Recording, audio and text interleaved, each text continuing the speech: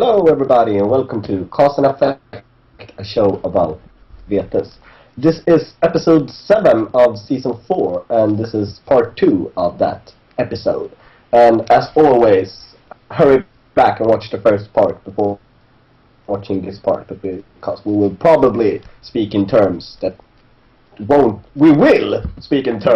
be understood unless you have seen the first part. So this is like, it's gonna happen. I promise you that. See this as a challenge. Just see this part first, and try to figure it out as you go along. Yeah, but we will also see it as a challenge. It's not so complicated, as we said about the card in the first part, the third part that we talked about. So it's gonna be really hard. But if you manage, I think your training is ready. Yes, and we will send 4 ankle conks your way. From Neither of which will be eaten by you. What? Neither of which will be eaten by you. Neither. Yeah, neither. Yeah. It might be a good time to say this. Any show in the future, Anders will be eating a ankle cog live, just in front of the camera, eating it. Yeah, so stay tuned for that. Naked and crying. No. I see you doing this aggressively as a sign of arrogance sort of towards the community. Some sort of a pussy riot statement. Yes, exactly. Okay, weird. Yeah, yes, really. Yes, I don't know why we would do that. It's extremely weird, Anders. Yes. Okay, so in the future, we will see. Anyway, we're talking about the AAA today, and now we're going to talk about another version of the deck, which is a tap bleed AAA. Isak, maybe you would like to bring us in on this deck.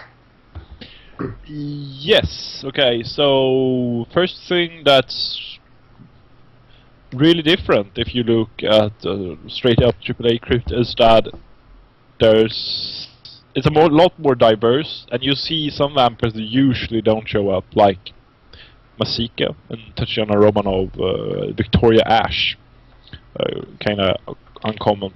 So when you see 4 Ansons and you see 3 Alexandra, and this is just to have as a broad a crypt as possible to get as many vampires into play as possible to do the tap bleed. And tap bleed requires a lot of different minions in play to be really efficient.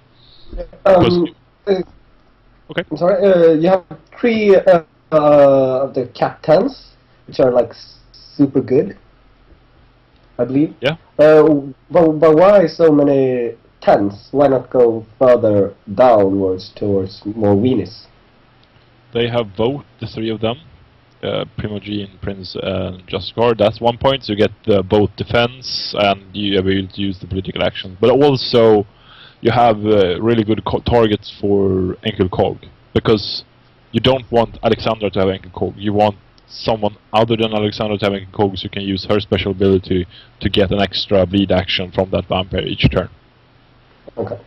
But also you have villain, so it doesn't really matter that much that there are big caps. Yeah. Still, they cap down and they comes for the same price as a 5 cap or some such. Yeah. So that's the reasoning behind the 10 caps. But basically, it's tap bleeds. You have some tap shenanigans instead of grand balls. You have Anak Troublemaker. We have Misdirection somewhere, 2 of them. We don't have any blind spots. We have the Pentixes. We have the Mind Numbs, 2 of them. We have a lot of Majesties to be able to untap and do some other actions. Possibly Ankle Cog Bleed or Banishment, something like that. And we have a few stealth cards as well. Perfect Paragon and Resistor's Grasp.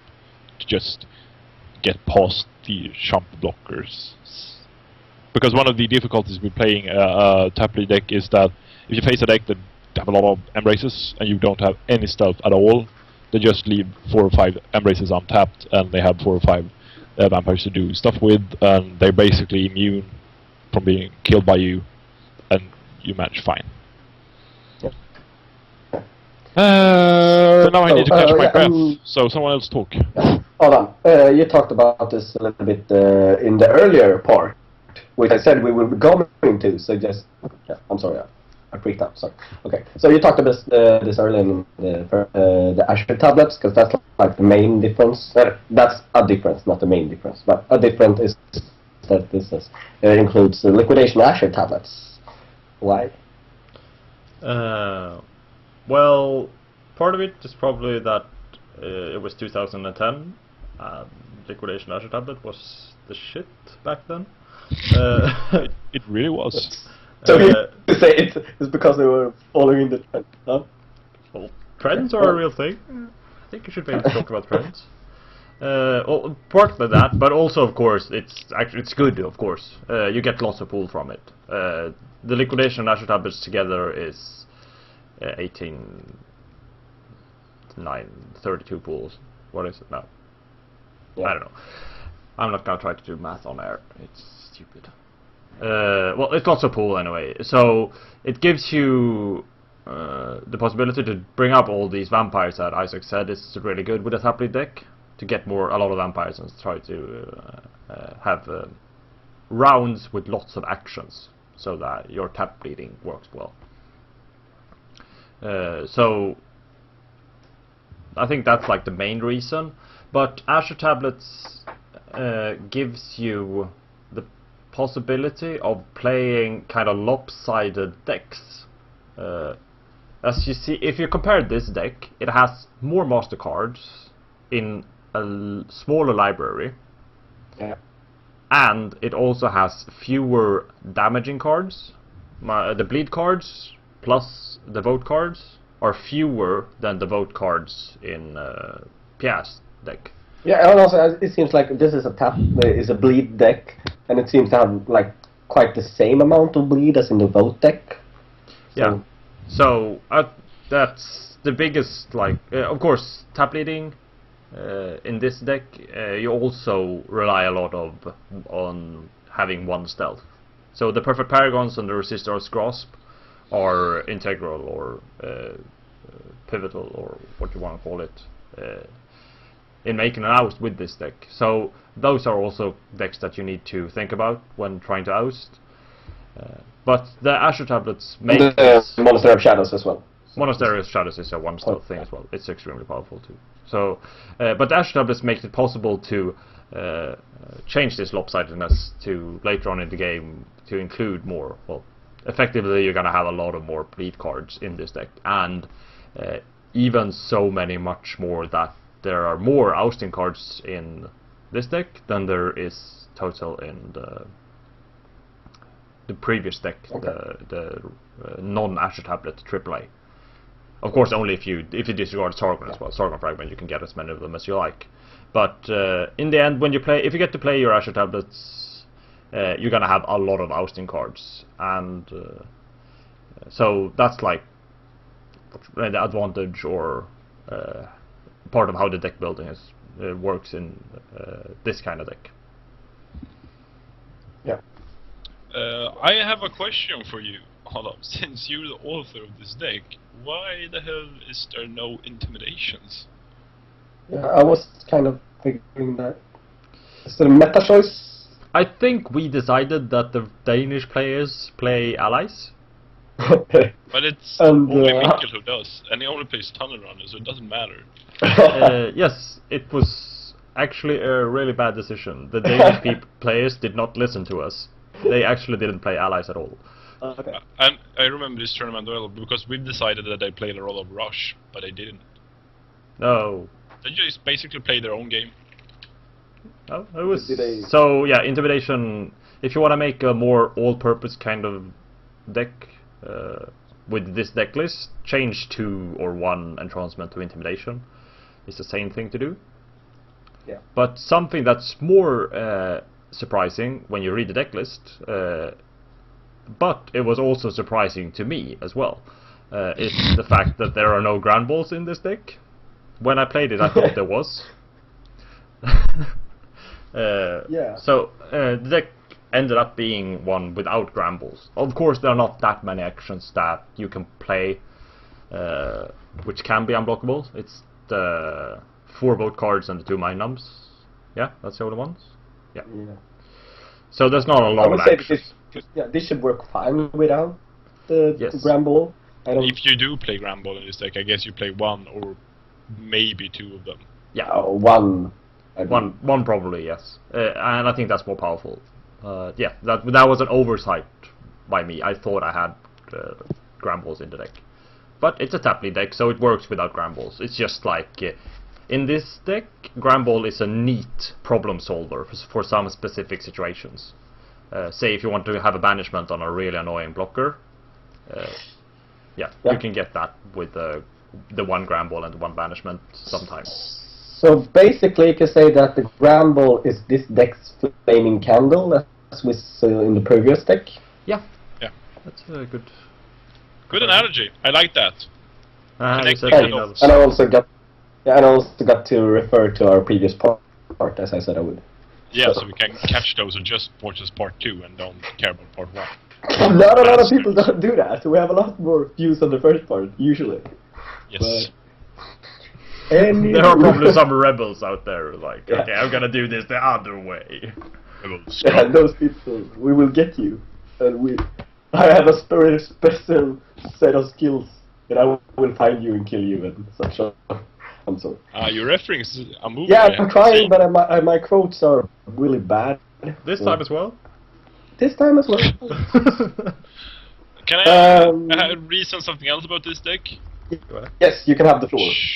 Shouldn't it just work better if you remove all the liquidations and say all but 3 of the Azure tablets? Maybe reduce the second traditions as well, maybe some other cards here and there, and have an initial deck that is more powerful when bleeding. It feels like this deck actually do need to have one set of Azure tablets trigger before it starts being efficient. It's hard to get that. That seems. Can I sorry. finish my train of thought? Because when I played the Tapley decks, I feel like I want a lot of minion cards wasted or used in one turn. So the first 2, 3, 4 minion cards, maybe even 5 or 6, are just put in the ash heap so that the next 4, 5, or 6 minion cards can be used for pool damage. You follow my thought? Yes. How do you remember how the feel of the deck was? Because when I just see this deck list, it feels like it's a bit awkward. I think something that could be different from your experience with similar decks is that maybe they didn't have as much permanent plus bleed. That's true. And I think that's a big part of it. It's bleeding with Alexandra with one stealth card, like Resistor's Grasp. That's like it's a decent turn if it's early, of course. So you can do like one stealth, non-card bleeds, and they're kind of fine. But yeah, eventually later on, when you have used one set of Azure tablets, you're gonna do more. Like interesting rounds or have playing more cards. Because it seems to me that. Sorry. To the point, yes, having less liquidation and maybe 3 less Azure tablets and more bleed cards is not at all a bad idea. It might very well be better. I haven't tried it, but I think this is where the trend analysis comes in.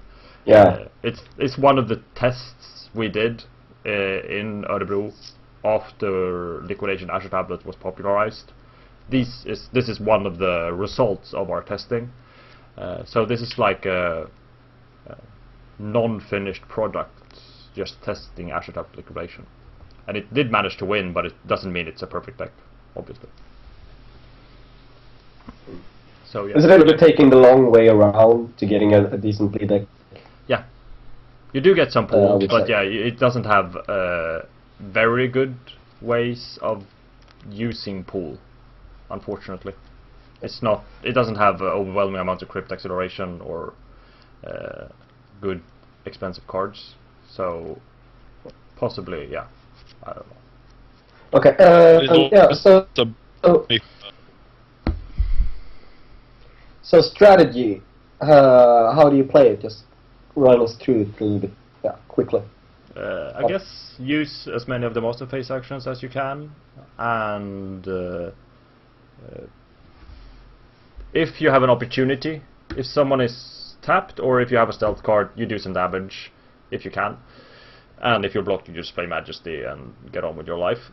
And then you wait until you have like 3 guys and a misdirection, and then you start doing damage for real. Before that, you just take opportunities as you see them. But when you have like around 3 guys, that's when you can start acting for real. I see here that you play with 3 deflections and 3 misdirections. 3 telepathic misdirections. How was your reasoning?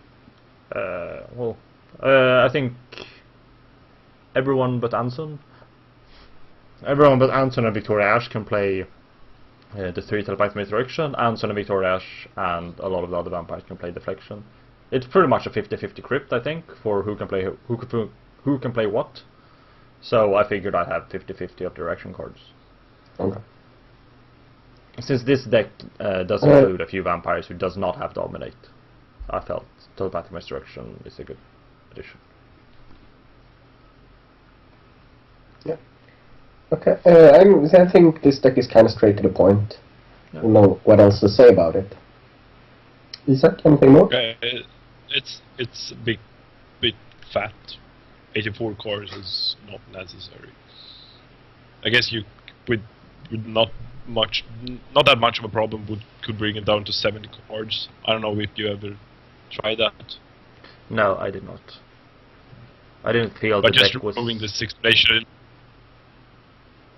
just removing the 6 liquidations and 3 ash tablets ends up with removing 9 cards, which goes down to 75, and another 5 cards is easy after that. So 2 second vision. There's really, yeah, and then you're down to 73, and then remove watch, and you're down to 72. Yeah, so it feels kind of easy to get it down to 70 cards. And you should probably do that if you try to make a more modern version of this deck. Yeah. And of course, there's always the neat trick to play 2 misdirection in 1 turn and oust your prey, which is which there's a song about. Yeah, there is.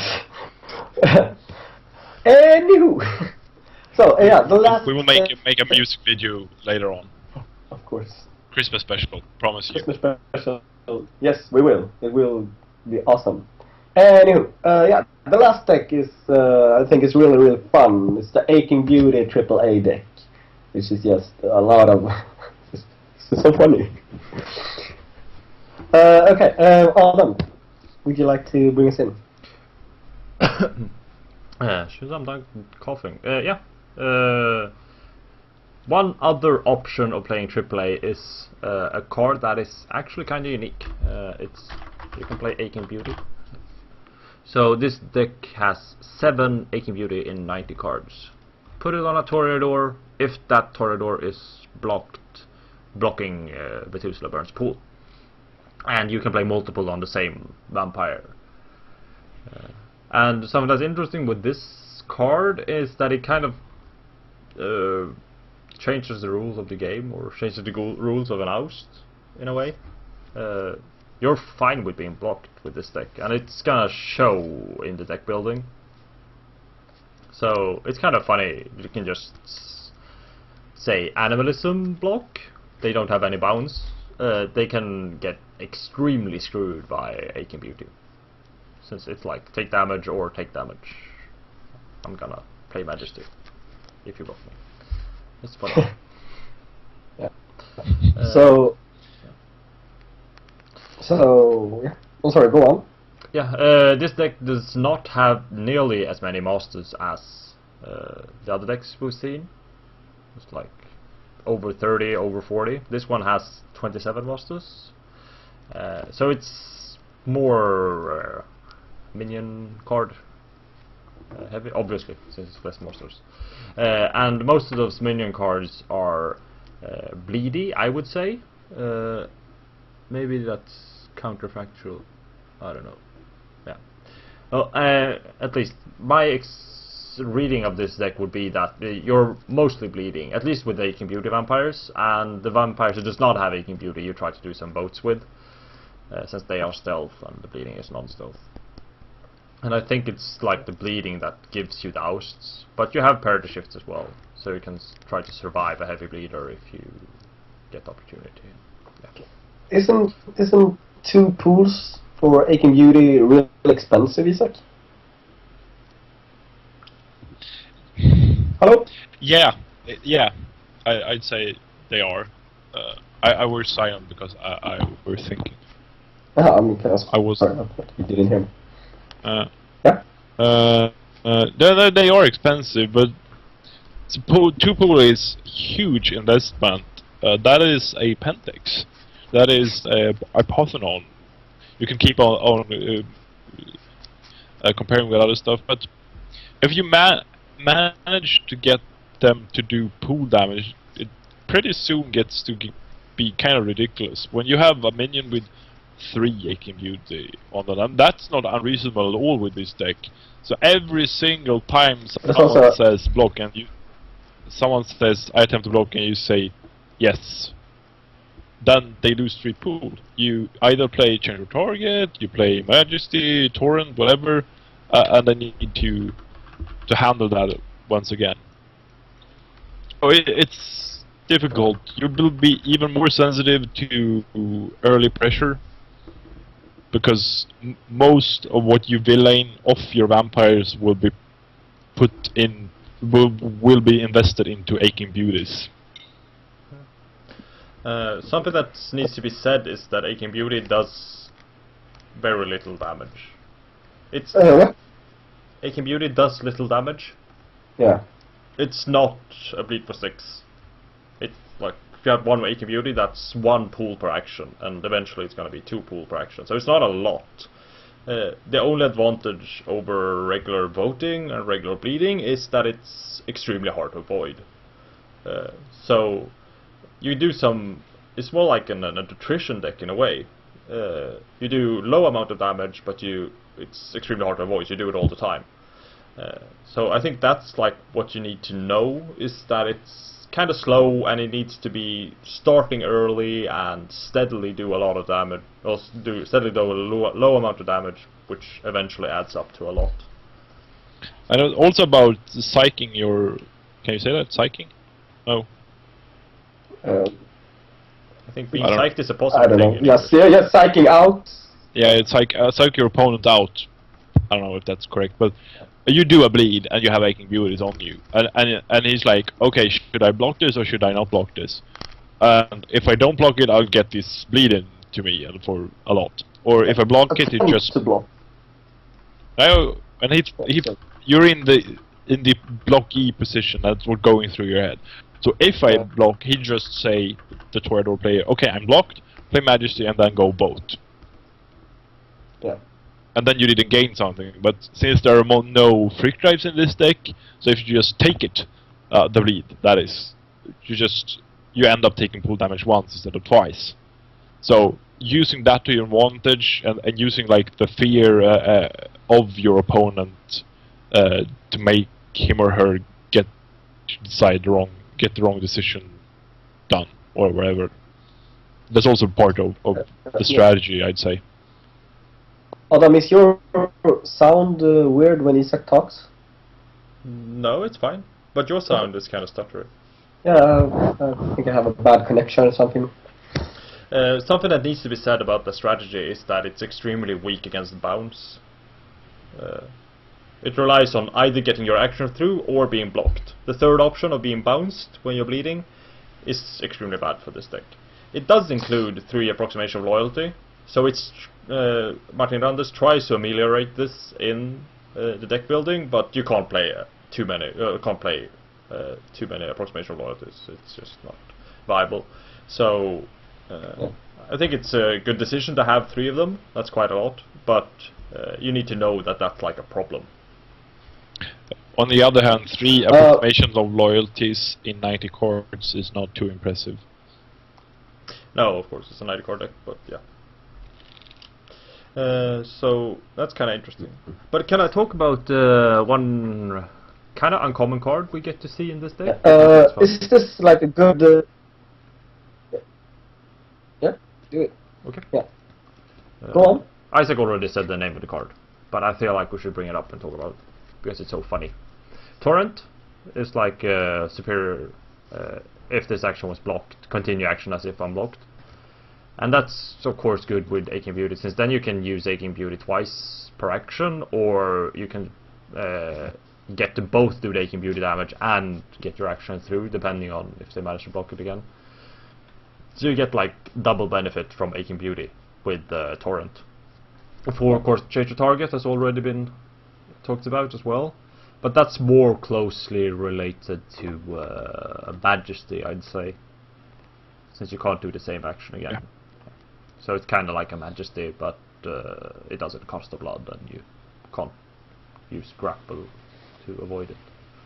Yeah, and the biggest So what you problem with Torrent being, if you compare it for a Mist, is that you don't get additional stealth. So if someone played Awake, you just get blocked again, and it doesn't matter in normal cases. But in this case, you have Aching Beauty, so they decide to block your bleed for 5 with Alexandra. They take 2 or 3 pull damage from Aching Beauty. You play Torrent. They still have Awake played, and they're still able to block. So you can either take the bleed for 5, or you can take an additional Aching Beauty damage, and then Torrent gets to be a great card, which is cute.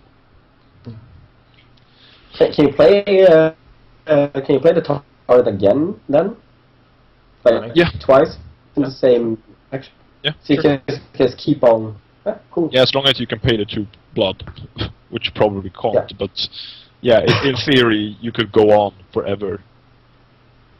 Forever, Anders. Forever. Dr. Dragos, Clone Impersonation, Aching Beauty, Torrent. Oh, I'm building a deck.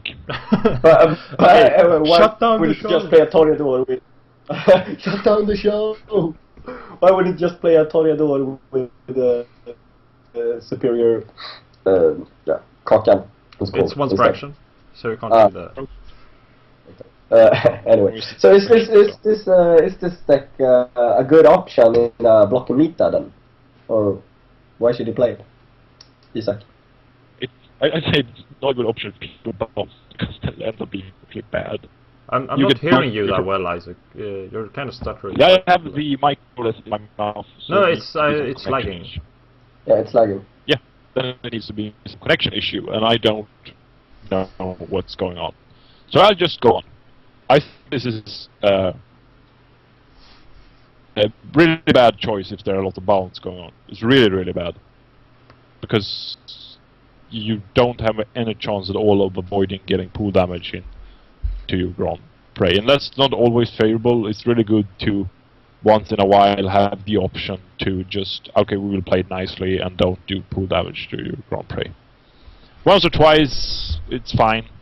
Most Grand Preys will survive that, but every time you get bounced, it's really bad. So if you face something like Aramanes or Animalism Wall or stuff like that, then I think this deck is brilliant. But Ospec Sweeney with 13, 14, 15, 17 bounces, not cool. Not cool indeed. Okay. So you touched on the subject, and Adam, you spoke about this before the show. It's really not a responsible deck, is it? No. No. It's not. It's just as simple as that. But I think it kind of goes to show that decks don't need to be responsible to actually to get the game wins. Sure, sometimes it sucks a lot to be bounced, or in Pia's deck, he had a lot of Anarchist Uprising and Ankilla, so sometimes it sucks a lot that you might oust someone that you don't want to oust normally, but these decks still win, and it's not that huge of a problem. It's not good, but it's fine if you oust someone cross table.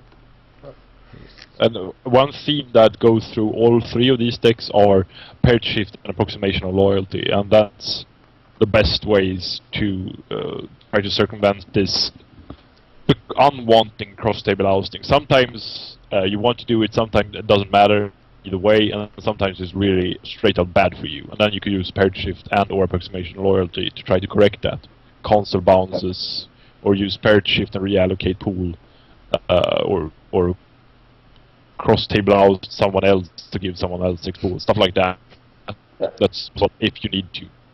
Yeah, that's the really powerful thing about the deck, I believe. It's really versatile. you can like do a lot of different things, and even if you have played this bleed the deck, you can still allocate pool with the vote cards and such. So you have a lot of options. Yeah. Usually. One thing we haven't mentioned about Martin's deck here is that he plays actually shitloads of reactions. He plays 14 of them in 90 cards.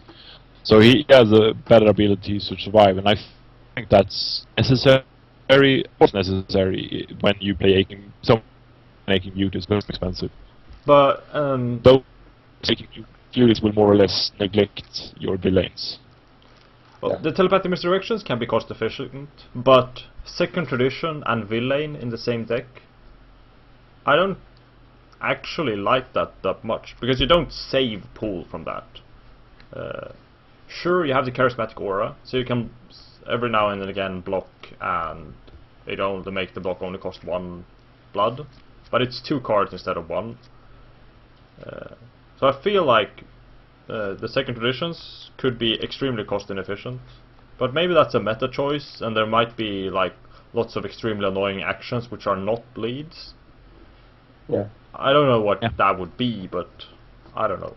Since this deck is actually extremely good against rushing, this deck actually even is good against Immortal Grapple Rush, seeing how it has 7 charismatic aura, which is kind of funny.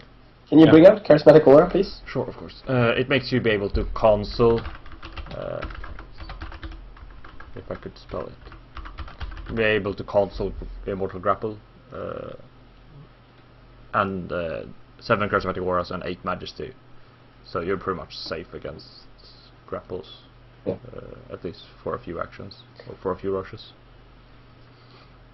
So in an animalist heavy meta or combat heavy meta, this is a really good deck then, because they will block you and such. Huh. Cool. Yeah, I guess so. It is. I think you will rip Aramates of this deck. Yes, a lot. Okay. So Adam, strategy just wise, how do you play it? You just bring out Anson and start doing what? Go to town, do anything, I guess. Well, if you don't have Aching Beauty, there's not much point in being reckless. But as soon as you get an Aching Beauty, you can do pretty much anything you want. Since the total of 15 combatants, as well as change of target and torrent and untap from Majesty, just do any action at all, really. It doesn't matter if you're blocked or not, you're gonna get some benefit out of it. So I think you play it like a madman, more or less. But I just have a thought in my. Wouldn't you want to have some table actions then? Maybe just put in a rack, so to counteract the what's it called? Counteract the Prince Wake. Yeah, counteract blood cost for the Prince Wake, and get some more delay actions. You can take it always, cause, well, it's better to do. As you see, if you take an action to steal the rack back, it's not. I don't think that's a powerful enough action that people will block it. So you need to have powerful enough actions that people want to block it, and it's fine if someone don't block, and it's powerful enough that they want to block. So what? And besides, this card is 90 cards. This is a general theme, I think, with to play is that you need to work some on the screen to get them down to around 70 cards or 65 or somewhere in that area, and just adding a rack for the possibility someone takes it from you so you can take it back. And that would be so important for them, so they actually block, so they lose pool. That's very circumstantial, I think. I'm just saying that. Bad. Yeah, but you will use the blood as well, and it's not a bad card. Anywho. Yeah, so you basically just go to town. I think that's how it's played. I have a hard time seeing how else, but yeah. Do stuff, have a field day, hope you survive. Because I think that will be probably the biggest problem. If you have one Aching Beauty and you play a parity shift, of course your prey will block you. It's 1 damage of 5, and if he blocks that, you won't get 5 pool, and you've spent 2 pool on Aching Beauty. It can, well, it's expensive. So that would be like a big problem if it's. Yeah, because I think you want a situation where you have two vampires in play, and preferably with three aching beauties each, or at least two, and that's somewhere between 8 and 12 pool just in aching beauties. And then you have the vampires, Anson and Alexander, at 19. Then you're a total of 32 pools need to be spent on that stuff, and then you have some other things that you want in play as well. So it's really, really, really pool intense deck, really.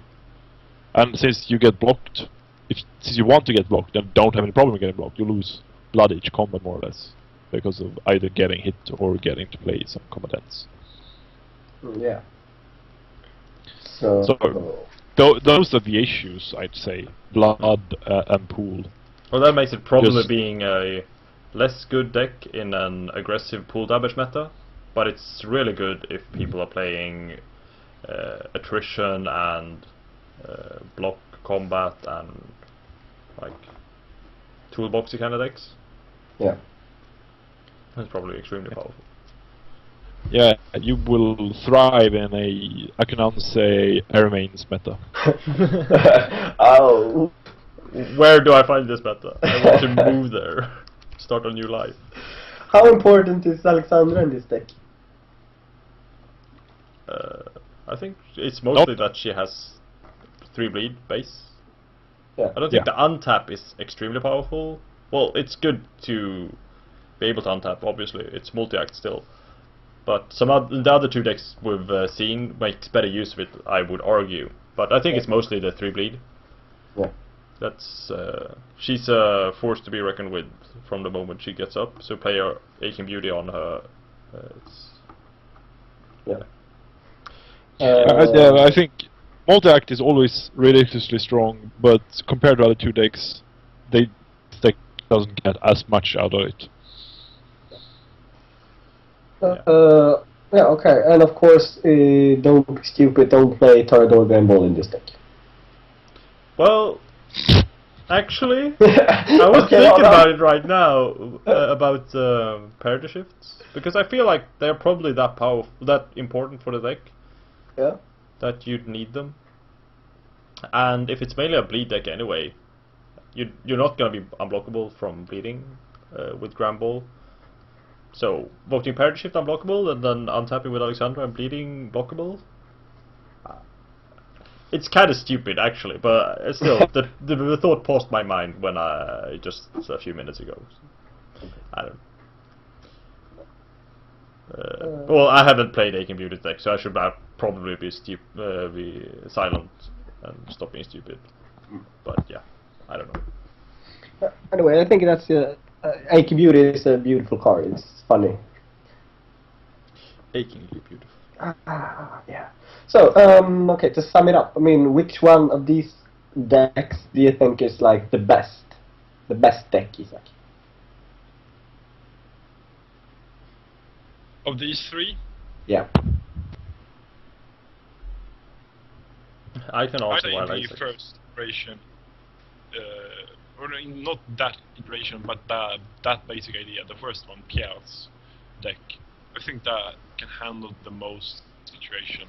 And it's a real problem solver, so to speak. Like, when you have a given problem, any given game, I think that deck is the one deck, possibly in the whole game, that can actually solve that problem. You have a card or a combo of cards that can get you out of that rot and take the game win. So I think that's really strong, and that's basically Sargon Fragment being unblockable plus a lot of parity shifts being good. And those Anarchist Uprising and Civil Empowerment, like having that explosion of the table happen in one turn, can end up you getting the game win because you oust 4 people at the same time. That is brilliant. Adam? I would have to agree with Isaac. I think that way of playing AAA has the most synergy between all the vampires. Well, mostly Alexander and Anson, since they are the storing roles. But Anson is a master phase action vampire. It's kind of good to play Grand Balls with them, and if you get to use Grand Balls, which is an extremely powerful card, and you get to use them if you vote a lot. So the synergy is there, and being unblockable is just like, Yeah. it doesn't even compare. Having an acting deck, which is a counter to a blocking deck, it doesn't really exist elsewhere. Well, I should say acting pull damage deck. So if you're like in an all-space weenie meta, you can play rush decks to win, or you play AAA to win. It's kind of unique, and playing with Grand Balls, you get to use that uniqueness. And you get to use all the other good parts, which we've already talked about. You can include 18 Beauties in a AAA deck if you like, I guess. And you can use Azure Tablet Liquidation as well. You can mix a bit, but I think the Grand Balls and the votes are like a good base, and I think like that's the main advantage. Okay, so what are like the main problems with playing a AAA deck, Isak? Speed. You have a really slow startup. The best thing that can happen, and it happens once in a while, is that if you get ants on first turn and you do a parrot shift, and then you have a really good position. But then there's 2 or 3 turns where it doesn't really happen much. You're not in a really strong position. You're sensitive to rushes because you probably only have Hanson in play. You're sensitive to bleeds because you probably only have Hanson in play. And you spend pool to get Alexandra into play. So that's really sensitive, and even more so than other fat guy decks, I'd say. So if you play some sort of obfuscate shenanigans, most will you need to you have deflections superior. And if you play Klinya, you have her, and so I feel it's more sensitive. Okay. know if- Adam, do you have any views on the subject of problems, issues? Yeah, I think what Isaac says, it's the important part. It's not. It relies on monster cards, and the monster cards are really slow to get in play, and you need a certain amount of monster phase actions before you're actually set to go. It's not the case for, say, another voting kind of deck. Normally has lots of obfuscate and stuff, and AAA does not have that. It needs to wait a bit before you can start doing stuff. Okay. And I mean, is this deck just another example of how ridiculously good multiple master phase actions are? Or? I think you could play. It could be playable without Anson's. Well, if Anson did not have master phase action, I think it would still be a viable deck archetype. If that answers anything. But it wouldn't be this strong. Not obviously. Strong, Yeah. Because having the ability to either cycle with Anthelios, the Grand Ball, or play a Grand Ball and something else each turn is very important, I'd say. Okay. Yeah, I think, I don't know, do you have anything else on your mind concerning the AAAs? Do them 70 cards instead of 90. Do that. Yeah. A lot of killing your darlings when playing AAA, so I think it's easy to have a high deck size, but yeah. So yeah. Yeah. Can't do everything. So I think you can't do everything. That's what you said? Yeah. Yeah. So so maybe you should like focus. I'm gonna do pool damage a lot and not have that many just Prince Wakes because that will mess up my game and I will bloat instead and just choose one of those directions and then go with that. Or Yeah, exactly. yeah. Okay. Well, I think that's about it for this show. So say goodbye, everybody. Goodbye, everybody. Goodbye, everybody. Okay, so thanks everyone for watching, and remember, if you have any thoughts, comments, or ideas, you can post them on our Facebook page or send an email to the address below, which is causeampersandeffect at gmail.com. Remember to like us on Facebook and subscribe to our YouTube account. After the show, we will post a thread on beacon.net where you can continue the discussion. So have a nice week, guys. Goodbye. Goodbye.